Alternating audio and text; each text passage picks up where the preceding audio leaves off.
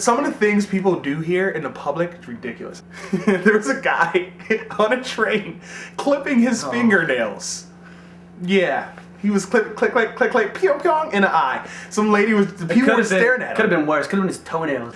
But the thing is, like, that's rude. I mean, that and, like, between the amount of people I see, I mean, I'm all for affection, but when people are on the subway and they're mashing their faces together, and it's like, like making out? Yeah, making out. You know, that's true. I've actually seen, since being here, just going out on the beach, like, everywhere, people just making out, like ugly couples, hot couples too, but there's no shame. And if you know me, I'm not a big advocate of public displays of affection. I understand to a degree. It's a certain amount of respect to the point where it's just disrespectful to everyone. I thought hustling was bad in like Philly and New York, but we're in Hollywood and the land of dreams, and of course, you know, people who can't get a meeting with, I guess, a record exec, they figure they'll just try to guerrilla market themselves on the street. But these people are just out of their minds. There's all kinds of hustlers. So I walk out of Hollywood, the Hollywood station, come out on the surface, and I'm walking, and this dude comes up to me, he's like, "Yo, hip hop CD, right? Hip hop CD." I'm like,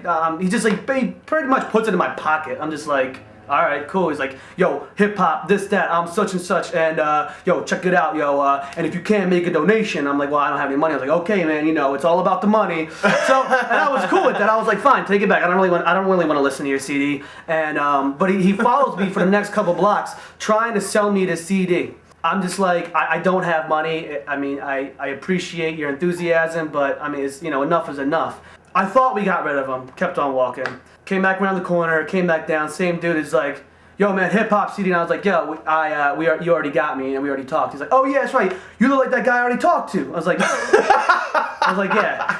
So he's like, "All right, well, what do you think, man? Want to listen to it?" I'm like, "No, I got no money." So, "Well, ATM's right there." I was like, "Yeah, I'm not trying to." I was like, I don't want to do the service charge. I'm not trying to like. I was just like, literally, just leave me alone. There are people who really try to hustle. People who will be on a train and act deaf.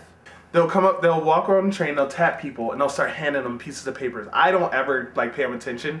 I'll just like read my book, or I'll just like get into my music and stuff, start getting into it so they don't mess with me. They're like begging for money. There's another guy who sits on a train. We call him Hype Man. The reason why we call him Hype Man is because while he's on a train, he waits a certain amount of stops, and then he starts making a sound, and it's like, huh.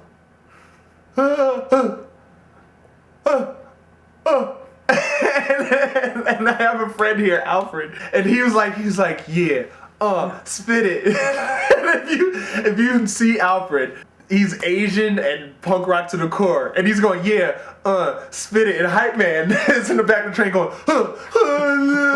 no. But he's not really deaf. But he's not really deaf. That's how he lures people in. He gets their attention. So people are already like, "What the hell is that? What is he doing?" And once he starts noticing, people noticing him, he'll stand up and he'll start going to people and be like, and he'll start handing people cards. And what's on the card? I'm deaf. I need money. Blah blah blah. But every time you see him, it's on like a different set, and he doesn't smell. Everything makes a good living. I guess so.